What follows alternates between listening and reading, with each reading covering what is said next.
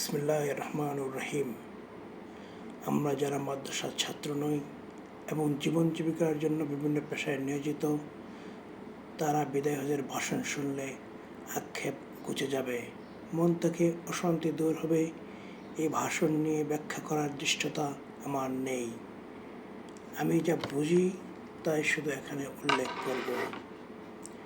বিদায় হজের ভাষণ হচ্ছে নবী করিম সাল্লাল্লাহু আলাইহি সাল্লামের 23 বছরের নবুয়ত জীবনের নির্যাস, বিশ্ব মানবতার মুক্তির বার্তা, জীবন, ধর্ম এবং রাষ্ট্র ব্যবস্থার সমস্ত দিক নির্দেশনা রয়েছে এবং কার্যত এই ভাষণের মাধ্যমে নবীজি কর্তৃক যে ইসলাম ধর্মের রিসালাত প্রচার করা হয় তার চূড়ান্ত ধাপ। এই ভাষণে যেসব দিক নিয়ে আলোচনা করা হয়েছে তা একটি একটি করে আমি বলার চেষ্টা করছি। ঈমান, আমন, নবীজির শ্রেষ্ঠত্ব এবং কিয়ামত। এ সম্পর্কে নবীজি যা বলেছেন, নামাজ, রোজা এবং জাকাতের উপর গুরুত্ব দেওয়া উচিত। ইসলামের বড় কোনো বিশ্বাসের উপর শয়তান আমাদেরকে পথভ্রষ্ট করতে পারবে না।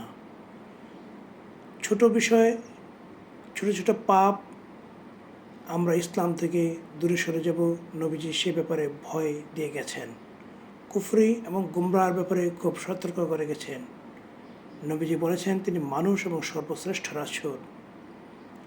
উম্মতে মুহাম্মদী সর্বশ্রেষ্ঠ জাতি এবং নবীজি সবার আগে হাউজে কাউসে পৌঁছে যাবেন এবং অনেককে সুপারিশ করবেন। কিন্তু যারা বেদাত করেছেন, ইসলামকে ভুল পথে প্রচলিত করেছেন, তারা তাদেরকে জাহান্নামে পাঠাবেন।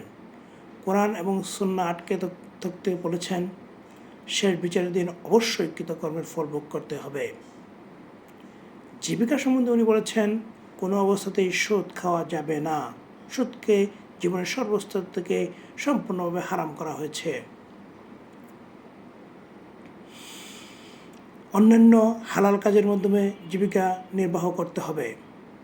দাম্পত্য জীবন, স্বামী স্ত্রীর অধিকার সম্বন্ধে নবীজি বলেছেন পুরুষ এবং নারী ইসলামী নিয়মে নিজেদেরকে স্বামী স্ত্রী হিসেবে বরণ করবে।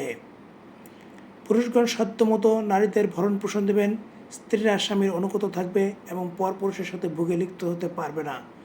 যদি কোনো কারণে স্ত্রীরা অন্য পুরুষের বিছানায় যায় তাহলে মৃদু প্রহার করা যাবে। ব্যভিচারের শাস্তি হচ্ছে প্রস্তরঘাত অর্থাৎ পাথরের আঘাত। শিক্ষা নিয়ে নবীজি বলেছেন বিদ্যানের কলমের কালি শহীদের রক্তের চেয়েও পবিত্র। জ্ঞানার্জন প্রত্যেক নারী পুরুষের জন্য ফরজ। জ্ঞানার্জন যত কষ্ট হোক না কেন, যত দূরত্বে যেতে হয় না কেন, চীনে যেতে হলেও তা করতে হবে।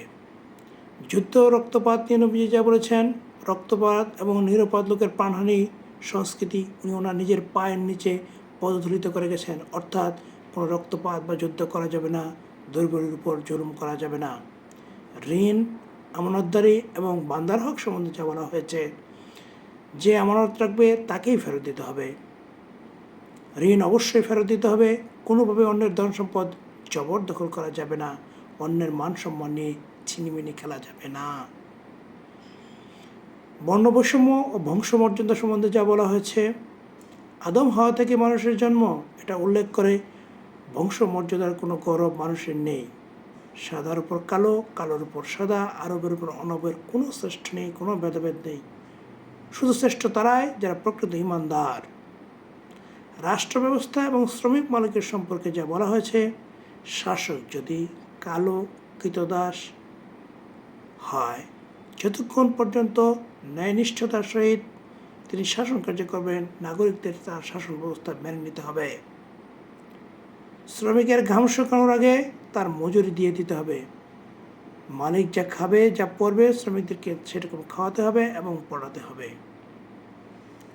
ওয়ারিশনামা, উত্তরাধিকারের জন্য কোনো ওসিয়ত করা যাবে না। উত্তরাধিকার ব্যতীত সম্পদের ওসিয়ত করলে 1/3 বেশি করা যাবে না। বৈধ সন্তানের অধিকার নিশ্চিত। ব্যভিচারী সন্তানের কোনো ওয়ারিশ অধিকার নেই। পিতার দোষে পুত্র এবং পুত্রের দোষে পিতার কোনো বিচার করা যাবে না। পিতা কোনো শাস্তি ভোগ করবে না। বিধর্মীদের প্রতি আচরণ এবং ধর্মের বাড়াবাড়ি সম্বন্ধে তিনি যা বলেছেন, লাকুম দীনুকুম ওয়ালিয়া দিন, বিধর্মীদের উপর জবরদস্তি করা যাবে না। ধর্ম নিয়ে বাড়াবাড়ি করা যাবে না।